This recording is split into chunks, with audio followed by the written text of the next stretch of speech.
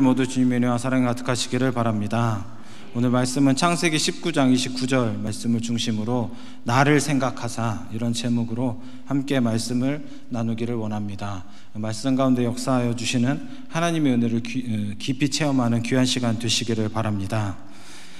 지난번에 말씀에 잠깐 이야기했는데 저는 제목을 정할 때 좀 많은 시간을 씁니다. 그래서 이번에도 마찬가지였는데 끝내 정한 제목이 나를 생각하사, 이렇게 졌습니다. 어디에서 온지는 아시겠죠? 아시지요? 우리 창세기 19장 29절 읽어서 거기 보면은 아브라함을 생각하사 거기다가 나라고 바꾼 것입니다. 어려운 거 아닌데, 네.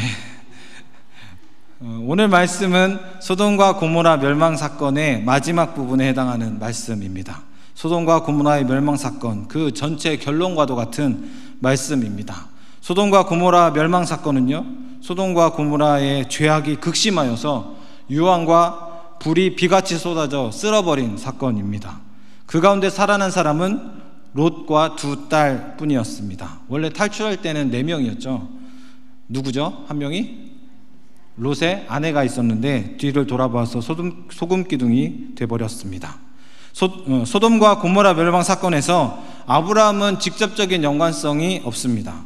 아브라함이 살던 곳이 그 소돔과 고모라가 아니고, 그리고 그 땅에 무슨 지분이 있었던 것도 아닙니다. 다만 관련이 있다면 그곳에는 조카 롯이 있고 그 가족이 살고 있었다라는 사실입니다. 아브라함과 직접적인 관련은 없지만 사실 이 멸망 사건에서 아브라함은 처음과 마지막을 장식합니다. 단지 처음과 마지막에 등장하는 것이 아니라 아브라함이 가장 큰 비중을 차지하고 있습니다. 아브라함이 이제 이 앞부분에 보면은 아브라함을 찾아와서 아들을 낳을 것이다, 그렇게 알려주었던 이들이 이제 그들이 아브라함의 처소를 떠나면서 소돔과 고모라로 가려던 차에 아브라함에게 소돔과 고모라를 심판하러 간다, 그 사실을 이제 말해줍니다. 그것이 이제 소돔과 고모라 이 사건의 시작입니다. 그 이야기를 들은 아브라함이 하나님한테 무엇을 하느냐? 협상을 하죠. 딜을 하기 시작을 합니다. 먼저 근거를 이제 아브라함이 질문 형식으로 던집니다. 무엇라고 던지냐면, 의인을 악인과 함께 멸하시려 하십니까? 즉 악인 때문에 의인이 죽는 것은 선하지 못한 처사다, 그렇게 말하는 것이죠.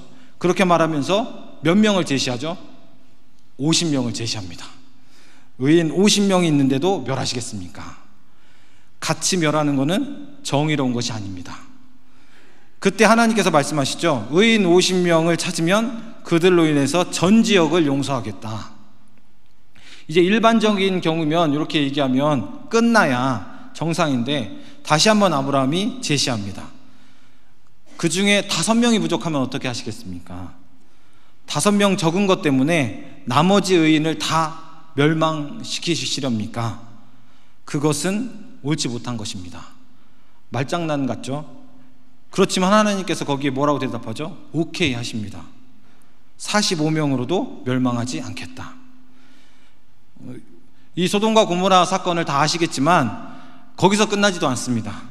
아브라함은 그 이후에도 계속 수를 줄입니다. 40명, 30명, 20명, 결국 10명까지 줄입니다. 물론 아브라함도 이제 똑같은 이 태도로 협상을 한 것은 아닙니다. 아브라함도 소위 말하는 염치란 게 있잖아요. 그러니까 여기 보면은 30절에 보면 노하지 말아달라, 그런 표현이 있습니다. 18장입니다. 그 다음에 31절에 감히 내가 주께 아뢰입니다. 그리고 32절에는 노하지 말아달라며 이번만 더 아뢰입니다. 그렇게 간청하는 장면이 나옵니다. 어찌됐든 계속되는 이 아브라함의 제안을 하나님께서는 모두 받아들입니다. 그래서 여기서 왜 아브라함이 10명에서 멈췄을까? 1명까지 줄였으면 멸망당하지 않았을 것 아니냐라고 생각할 수 있는데, 제가 이미 말씀드렸던 것처럼 아브라함은요, 무리에 무리를 해서 간청한 것입니다. 쉽게 그렇게 1명까지 더 줄였으면 좋지 않았을까, 이렇게 사실을 생각하는 것은 어떻게 보면 이치에 맞지 않을 수도 있습니다. 여튼 아브라함의 간청이 끝나고 이제 천사들은 소돔으로 갔고, 결국 소돔과 고모라는 보니까 회생 불가능한 상태라는 것을 발견하고 확인하고 심판이 이루어집니다. 비같이 쏟아지는 불과 유황으로 멸망당했습니다. 앞에서도 이야기했지만 거기서 살아난 이는 롯과 두 딸입니다. 그렇다면 그들은 어떻게 해서 그곳에서 살아났을까요? 여기 보면은 지체하는 롯을 그리고 그 딸을 여호와께서 자비하심으로 더하셔서 그들을 인도하여 냈다라는 말씀이 있습니다. 창세기 19장 16절인데 한번 같이 읽도록 하겠습니다. 창세기 19장 16절입니다. 시작. 그러나 롯이 지체하매 그 사람들이 롯의 손과 그 아내의 손과 두 딸의 손을 잡아 인도하여 성 밖에 두니 여호와께서 그에게 자비하심을 더하심이었더라. 아멘. 그리고 이제 도망하라는 천사들의 말에 롯이 뭐라고 하냐면 너무 멉니다. 거기까지는 너무 머니까 소알이라는 가까운 성이 있는데 나 거기로 도망갈 수 있도록 해주십시오. 그랬더니 그 롯의 소원도 들어줍니다. 그래서 소알 성읍으로 도망칠 수 있도록 해주었습니다.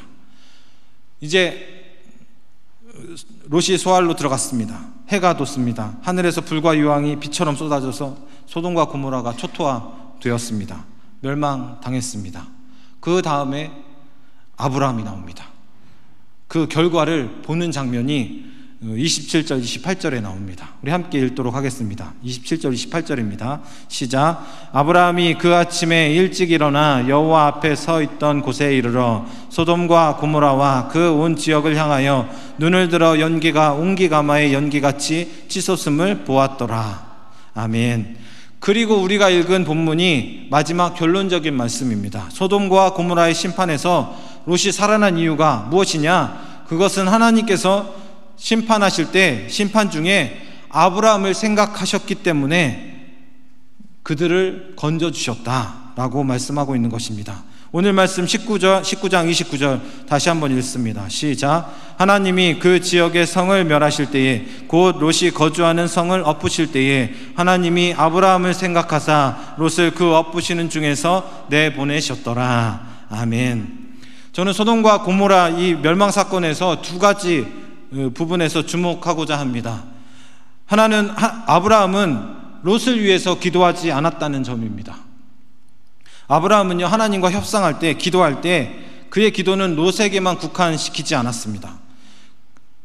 그는 그 의인으로 인해서 그 땅 전체를 멸하실 것이 옳으냐라고 하나님께 이야기하면서 소돔과 고모라 전체가 멸망당하지 않기를 구했다는 사실입니다. 그리고 그의 기도가 얼마나 간절했는지는 계속되는 조건 제시를 통해서 알 수가 있죠. 그렇게 간청을 한 것입니다.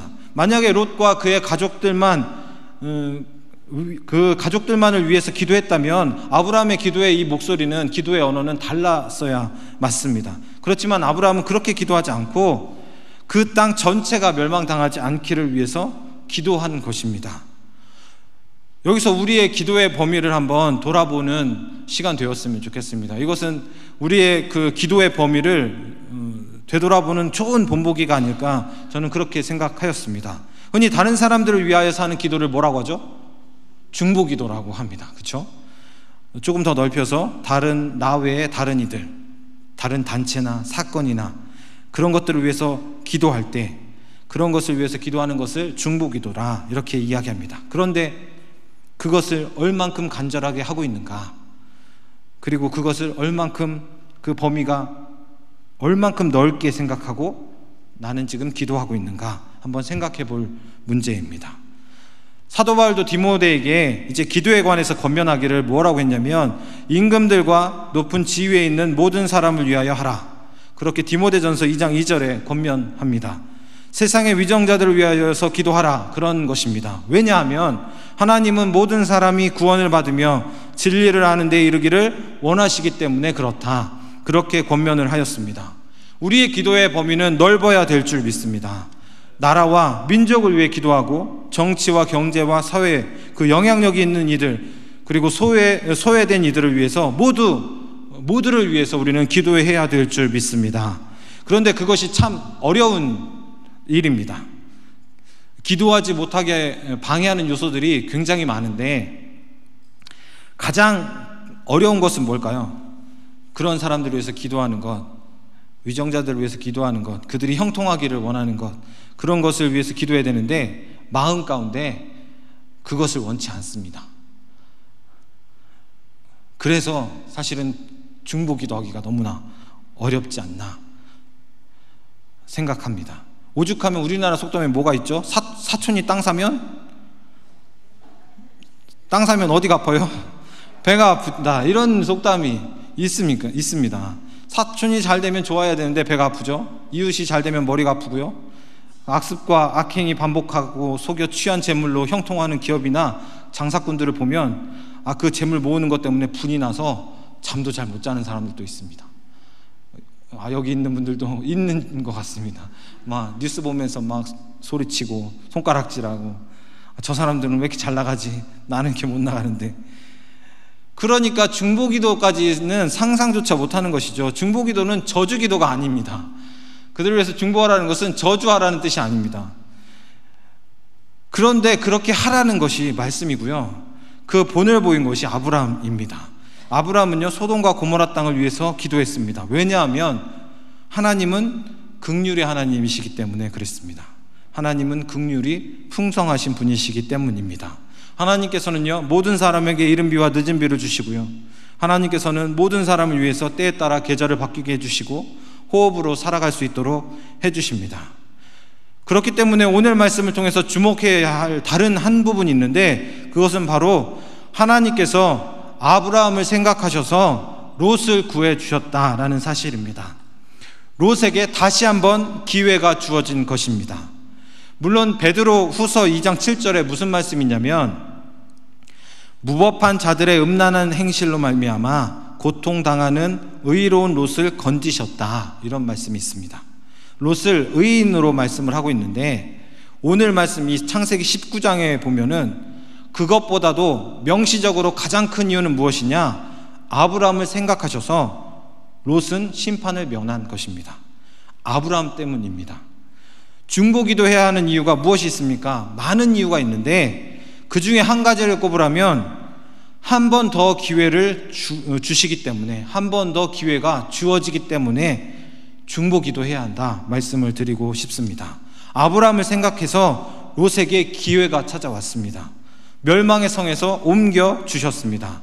출애굽 당시에 시내산에서 십계명을 받으러 이제 모세가 올라갔죠. 그리고 밑에 있는 이스라엘 백성들은 요즘 표현도 아니지만 좀 그 현실적인 표현을 하면 생 난리를 쳤죠. 밑에서 우상 만들고 절하고 노래하고 춤추고 아주 가관이었죠. 그때 하나님께서 진노하여서 그들을 쓸어버리려고 할 때에 모세가 자신의 전부를 걸어서 중보기도 합니다.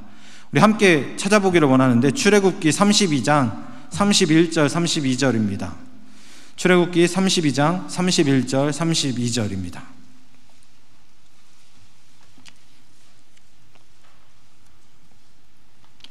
출애굽기 32장 31절 32절 다 같이 읽습니다. 시작. 모세가 여호와께 다시 나와 여짜오되 슬프도소이다. 이 백성이 자기들을 위하여 금신을 만들어 쌓으니 큰 죄를 범하였나이다. 그러나 이제 그들의 죄를 사하시옵소서. 그렇지 아니하시오면 원하건대 주께서 거룩하신 책에서 내 이름을 지워버려 주옵소서. 아멘. 주께서 기록하신 책에서 내 이름을 지워버려 주옵소서. 모세가 자기의 모든 것을 걸고 중보기도 하였습니다. 그때 모세의 중보기를 통하여서 이스라엘 백성이 한 번 더 기회를 부여받습니다. 중보기도는요, 다른 사람을 위한 기도입니다. 나의 기도를 통해서 다른 사람이 기회를 얻게 되는 것입니다. 병이 고쳐지거나 사건이 해결되는 그런 일들이 나타납니다. 백부장의 믿음으로 그 하인의 병이 고쳐졌습니다. 백부장이 대신 간구한 것입니다. 중풍병자의 병을 고쳐주기 위해서 예수님께 데리고 왔는데 사람이 너무 많아서 들어갈 수 없을 때에 그들을 데리고 왔던 사람들이 지붕으로 올라가서 지붕을 뚫고 침상째 예수님 앞에 달아내렸습니다. 그때 예수님께서 그들의 믿음을 보시고 그 중풍병자의 병을 고쳐주셨습니다. 귀신 들려 괴로워하는 딸을 위해서 예수님께 나와서 소리쳤던 가나안의 그 여자의 간청을 들으시고 예수님께서는 그 딸의 병을 고쳐주셨습니다. 여기에서 병들었던 이들의 믿음이나 상태는 전혀 언급되지 않았습니다. 중요한 것은 대신하여 간청하고 부르짖었던 이들의 그 부르짖음을 들어주신 것입니다. 그러므로 중보기도 해야 합니다. 아브라함을 생각하여서 롯이 살아났듯 여러분들을 생각하셔서 여러분의 가족, 여러분의 형제, 여러분의 동네, 우리 나라, 우리 민족이 고침을 받고 다시 한번 더 기회를 얻게 될 수 있습니다. 여기서 중요한 점이 하나 있습니다. 그것은 아브라함을 생각하셔서 롯이 살아났듯 여러분들을 생각해서 살아나는데, 명심해야 될 점은 그 중보기도를 통해서 영혼의 구원이 이루어진다는 것은 아닙니다. 영혼의 구원이 이루어지는 것은 아니란 사실을 기억해야 합니다. 쉽게 말하면 대신 믿어 천국에 갈 수 없는 것입니다. 이스라엘 백성이 멸망하고 포로로 끌려갔을 때 이러한 일들이 일어난 원인이 무엇이냐, 그렇게 생각을 했습니다. 그래서 그 원인을 조상들의 죄로 인해서 벌어진 것이다, 조상 탓을 했습니다. 그래서 나온 속담이 뭐죠? 아버지가 신 포도를 먹었으므로 그의 아들이 시다. 우리 에스겔 18장 1절부터 4절 찾아서 읽어보도록 하겠습니다. 구약 에스겔 18장 1절부터 4절입니다. 에스겔 18장 1절부터 4절입니다.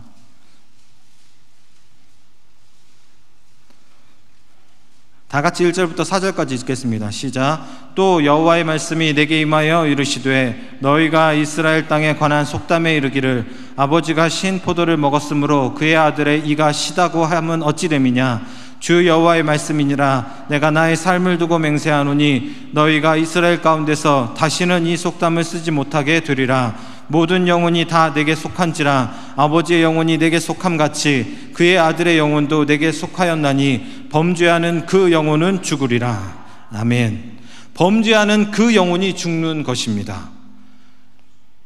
예수님께서 비유로 말씀하신 흔히 말씀하신 비유의 그 말씀 중에 부자와 나사로 이야기가 있습니다. 거기 이야기에서 음부에서 고통받는 부자가 자기 형제 5이 있다면서 이 고통받는 곳에 오지 않기를 위해서 나사로를 보내달라고 중보 기도합니다. 그런데 그 기도가 거절됩니다. 모세와 선지자들이 있으니 그들에게 들을 것이다. 그러자 부자는 또 간청합니다. 그 부자는 마음이 있죠. 여기 너무 고통받는 곳이니까 안 왔으면 좋겠다는 간절한 마음이 있어서 그들이 오면 안 되는데, 그래서 이 부자의 생각에 죽었던 자가 살아나면, 그리고 그 형제들에게 가면 그들이 회개할 것이다 라고 생각해서 다시 한번 요청합니다. 하지만 결과는 안 되었습니다. 오히려 모세와 선지자들에게 듣지 않으면 비록 죽은 자가 가운데 살아난 자가 있어도 권함을 받지 않을 것이다, 그렇게 말씀을 합니다. 부자의 그 영혼 구원을 위한 중보기도 요청은 거절되었습니다. 거기서 핵심은요, 거기서 알아야 될 것은 무엇이냐, 그 형제들, 5 형제들도 살아있을 때 주변에서 말씀을 전하는 그 전하는 말씀을 그들이 들어야, 그들이 듣고 믿고 회개해야만 그 음부로 가지 않고 천국으로 갈 수 있다는 사실입니다. 다른 사람이 간청해서 건져낼 수가 없다는 사실을 알아야 됩니다. 기도 제목 중에 영혼 구원을 위한 기도 제목이 있을 줄 압니다. 가까이는 내 부모, 내 자녀, 내 일가 친척, 멀게는 이웃, 직장 동료, 친구들. 중보 기도해야 합니다. 아주 간절하게 해야 합니다. 기도할 때 반드시 명심할 것은요, 대신 구원을 보장해 주지 않는다는 것, 그것을 잊지 말고 중보 기도해야 합니다. 우리 성도님들의 의로 그들이 구원받을 수 없습니다. 그렇기 때문에 그들을 위해서 열심을 다해서 기도하는데 기도로 끝나면 안 되죠. 직접 그들에게 복음을 증거하고 그들의 입술로 예수 그리스도를 고백할 수 있도록 해 주어야 합니다. 반드시 기도하고 전하는 일이 같이 있어야 될 줄 믿습니다. 말씀을 마치고자 합니다.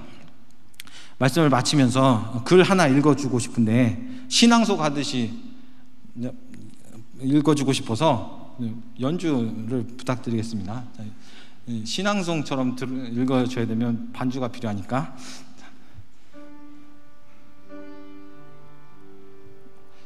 좀 마음에 안 드는데. 네, 하도록 하겠습니다. 자, 제목: 누군가 널 위해 기도하네. 당신이 지쳐서 기도할 수 없고 눈물이 빗물처럼 흘러내릴 때 주님은 아시네 당신의 약함을, 사랑으로 돌봐주시네. 당신이 외로이 홀로 남았을 때 당신은 누구에게 위로를 얻나. 주님은 아시네 당신의 마음을, 그대 홀로 있지 못함을. 누군가 널 위해 기도하네. 누군가 널 위해 기도하네. 내가 홀로 외로워서 마음이 무너질 때 누군가 널 위해 기도하네. 감사합니다. 여기서 누군가는요, 성령님일 수도 있고요, 정말 알지 못하는 이의 중보 기도일 수도 있습니다. 이건 제 해석입니다. 로마서 8장 26절에 이와 같이 성령도 우리 연약함을 도우시나니 우리는 마땅히 기도할 바를 알지 못하나 오직 성령이 말할 수 없는 탄식으로 우리를 위하여 친히 간구하시느니라. 아멘. 여러분을 위해 성령님이 도와주시며 중보 기도해 주십니다.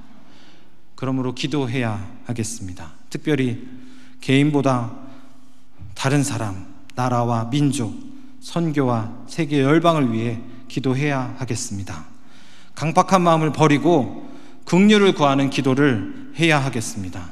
다른 이의 성공에, 악인의 형통에 배아파하면서 옹졸한 마음으로 그렇게 마음 문을 닫지 마시기를 바랍니다.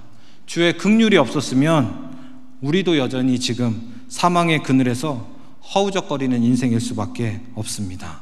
말도 안 되는 엄청난 은혜를 입은 우리가 주의 마음을 품고 중보 기도해야 할 줄 믿습니다. 기도하겠습니다. 우리 시간에 같이 함께 통성으로 기도했으면 좋겠습니다.